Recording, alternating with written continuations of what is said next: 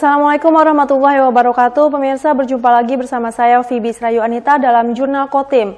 Informasi mengenai Kabupaten Kota Waringin Timur dan sekitarnya telah kami rangkum untuk Anda. Berikut informasi selengkapnya.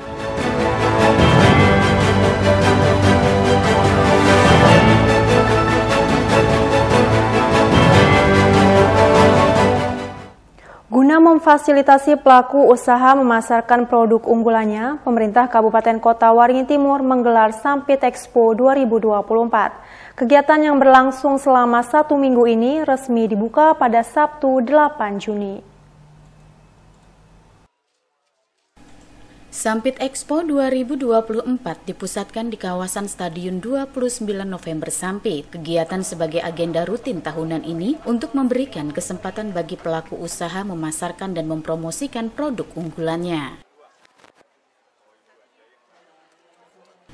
Kegiatan ini diikuti berbagai dinas dan instansi pelayanan publik yang ada di Kota Waringin Timur, termasuk dunia usaha. Sampit Expo jadi sarana pertemuan bisnis antara produsen dan konsumen.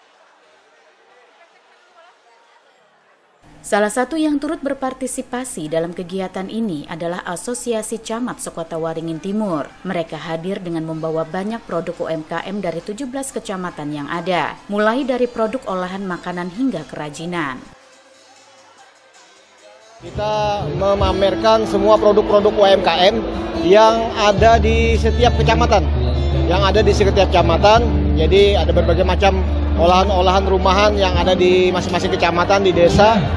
Harapan kita dengan menampilkan semua produk-produk UMKM yang selama ini tidak terlihat secara luas, bahwa di setiap kecamatan punya produk-produk andalan. Salah satunya juga kayak di tempat saya di Kecamatan Pulau Naut, kita punya kopi jahe yang juga cukup diminati cukup banyak orang. Nah, terus juga di Seranau juga ada jambu mente. Nah, kemudian juga di tempat-tempat lain juga ada kerajinan-kerajinan yang selama ini belum bisa terekspos dengan luas, sehingga pada kesempatan ini kita bisa tampilkan semua.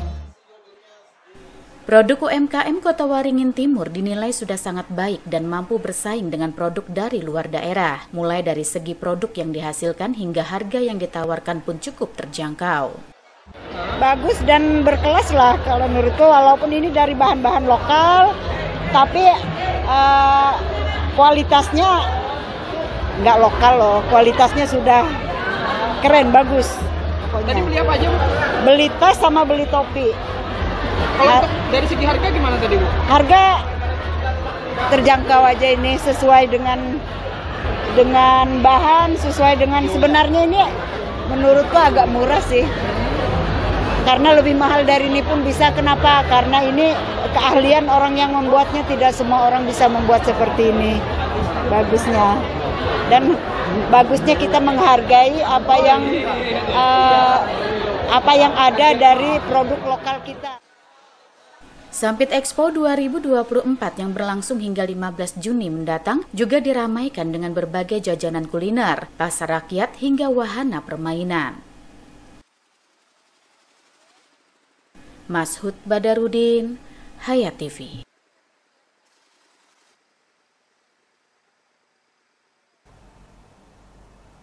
Tim gabungan yang terdiri dari pemerintah Kecamatan Baamang, TNI, Polri, serta Satpol PP Kabupaten Kota Waringin Timur lakukan sosialisasi keamanan dan ketertiban masyarakat di kawasan Terowongan Nur Mentaya. Sosialisasi serta imbauan terkait Kamtibmas di objek wisata baru tersebut merupakan tindak lanjut dari keluhan dan aduan masyarakat. Banyak masyarakat merasa terganggu dengan beberapa aktivitas pedagang dan pengunjung yang dianggap meresahkan.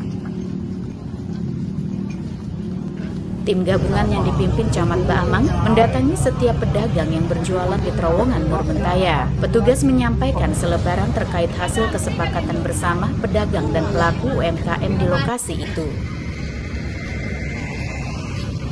Salah satunya tidak menggunakan pengeras suara musik yang mengganggu lingkungan warga sekitar, termasuk untuk tidak menjual minuman mengandung alkohol.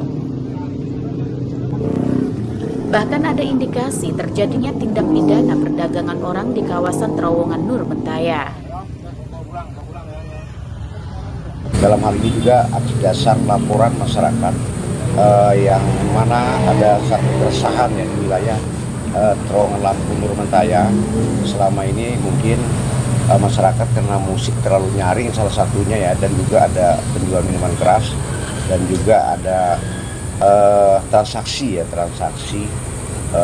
wanita atau DPPO ya kalau istilahnya. Nah, dalam hal ini kami melaksanakan himbauan sekaligus sosialisasi ya. Ini mudah-mudahan nanti terowongan Nurmentaya ini jaya kembali dengan aman, nyaman, masyarakat dari Kabupaten Kota Timur khususnya dan juga masyarakat kabupaten tetangga dan provinsi yang lain bisa datang kembali, berasa nyaman datang untuk menikmati UMKM yang ada di wilayah ikon Sampit ya, terowongan Nurmentaya. Para pedagang termasuk pengunjung terowongan Nurmentaya diminta mengikuti imbauan yang diberikan. Melalui upaya yang dilakukan, diharapkan terowongan Nurmentaya kembali menjadi objek wisata yang aman dan nyaman. Mashud Badarudin, Hayat TV. Beralih ke berita dari Kota Waringin Barat, pemirsa, dalam beberapa hari terakhir, listrik pelanggan PLN Pangkalan Bun mengalami pemadaman di luar jadwal, di mana pemadaman tersebut terjadi akibat cuaca yang mengganggu jaringan kabel sehingga menyebabkan listrik padam.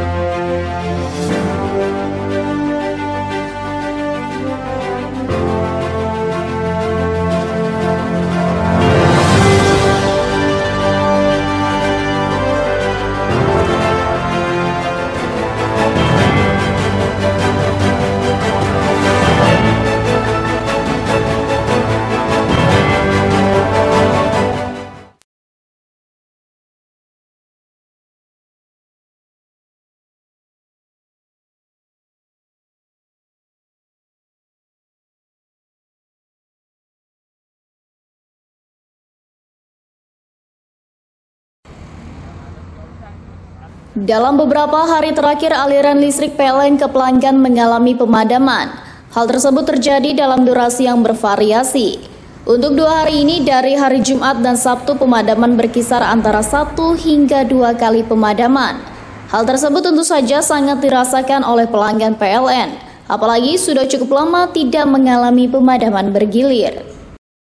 Untuk pemadaman yang kemarin itu insidentil Pak, jadi itu pekerjaannya dikarenakan cuaca buruk, jadi ada beberapa peralatan kita yang breakdown sehingga harus segera dilakukan perbaikan, karena itu dilakukan pemadaman lokal terkait kegiatan yang kemarin untuk padam emergensinya. Sudah selesai ya?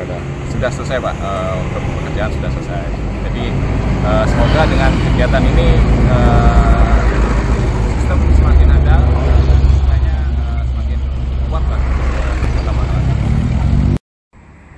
Menurut tim leader PLN UP3 Pangkalan Bun, saat dikonfirmasi membenarkan bahwa pada hari Jumat sore kemarin terjadi pemadaman listrik di luar jadwal. Hal tersebut dikarenakan adanya gangguan jaringan akibat gangguan cuaca atau hujan lebat yang terjadi sepanjang siang hingga sore hari. Sehingga untuk melakukan perbaikan, pihaknya terpaksa memadamkan beberapa jalur yang ada di sekitar lokasi gangguan demi keamanan pekerjaan yang dilakukan. Tim Liputan SBTV. Kunjungan wisatawan ke Taman Nasional Tanjung Puting di Kecamatan Kumai, Kabupaten Kota Waringin Barat terus meningkat. Hal tersebut membawa dampak positif bagi puluhan pelaku wisata setempat, seperti pengusaha kelotok wisata yang beroperasi. Wisata alam Taman Nasional Tanjung Puting telah membangun bisnis wisata yang cukup besar. Ditandai dengan tumbuhnya para pelaku pariwisata berupa agen dan pramu wisata, pemilik klotok, speedboat, dan juga tenaga pemasak terlatih.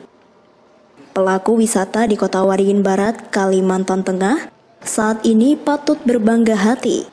Kenapa tidak, pasca COVID-19, kunjungan wisatawan ke Taman Nasional Tanjung Puting Kumai terus meningkat setiap tahunnya dengan dominasi wisatawan mancanegara.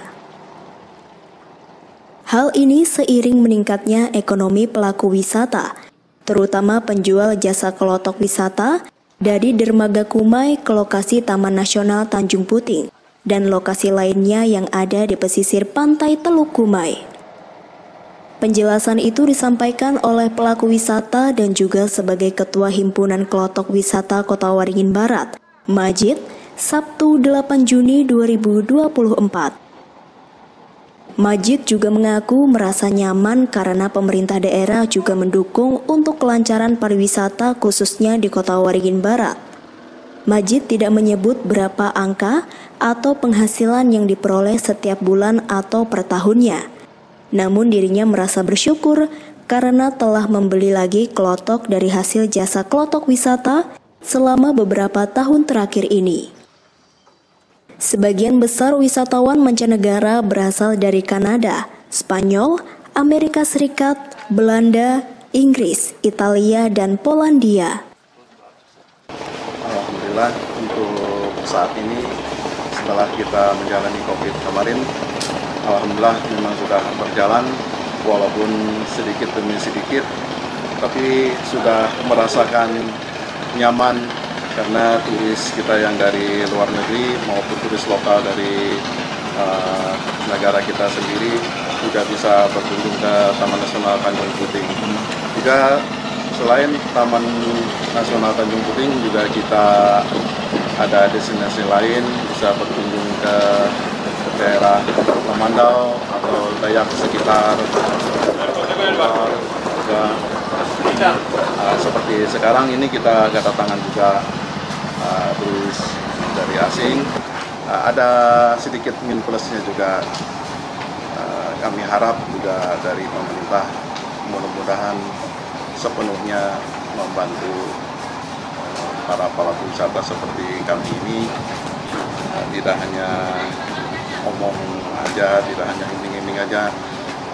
Kalaupun mereka punya ide juga silahkan juga datang. Kami juga punya organisasi juga di sini juga silahkan. Kebetulan juga saya ini Ketua HKWK Himpunan Klotok Wisata khususnya di Tanjung Puting juga. Ya mudah-mudahan harapan kami pemerintah seperti Dinas Pariwisata juga Taman Nasional juga instansi yang lainnya yang terkait mau membantu kami dalam arti kedepannya harus berjalan bagus dan lancar. Keunggulan yang dimiliki Taman Nasional Tanjung Puting selain menjadi gudangnya flora serta fauna dan alaminya kondisi hutan, juga sebagai pusat berkembangnya orang-utan. Berdasarkan data inventarisasi Satwa Balai TNTP 2016, kawasan Tanjung Puting dihuni sekitar 917 ekor orang-utan. Jamri, SBTV.